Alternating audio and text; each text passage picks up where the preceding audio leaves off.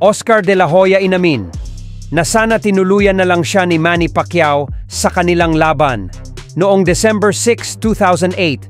I literally wanted to die in that ring because in my head I was thinking if he punches me, maybe I won't wake up. I don't have it anymore. Right. So just end it here in the middle of the ring. Just punch me so I can die.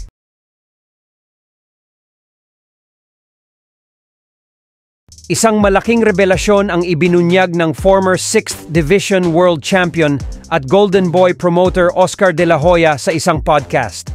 Dito ay napag-usapan nila ang kanyang laban noon sa ating pambansang kamao, ang former 8th Division World Champion Manny Pacquiao, mahigit 16 taon na nakakalipas.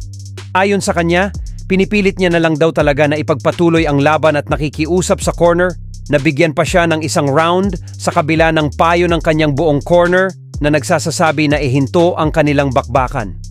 Alam din umano ni De La Hoya na wala na siyang pag-asang manalo sa kanilang laban.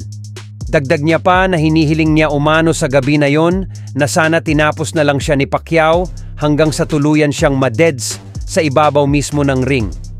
Ibinunyag pa ni De La Hoya na hindi siya makapaniwala na biglang nawala ang kanyang kakayahan sa ibabaw ng ring nang makaharap niya si Pacquiao.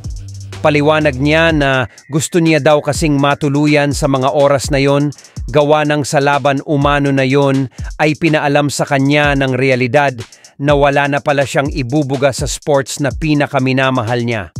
Lahat umano ng masasamang bisyo niya kagaya ng paggamit ng pinagbabawal na gamot, pag-inom ng alkohol at pangbababae ay bumalik sa kanya during the fight.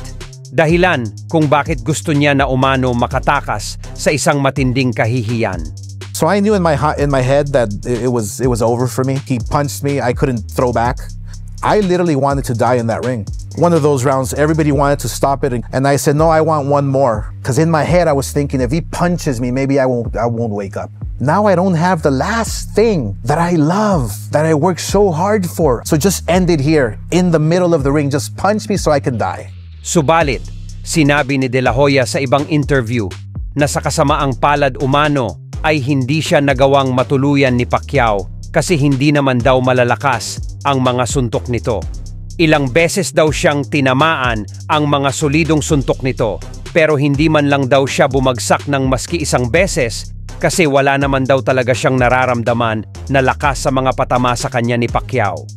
Bukod dyan, ay hindi din naman umano naging problema sa kanya yung bilis ng kamao ni Pacquiao kasi nakikita niya daw talaga ang lahat ng mga suntok ni Pacquiao. Sa katunayan nga daw ay di hamak na mas mabilis pa umano ang mga suntok ni Floyd Mayweather Jr. kesa kay Pacquiao.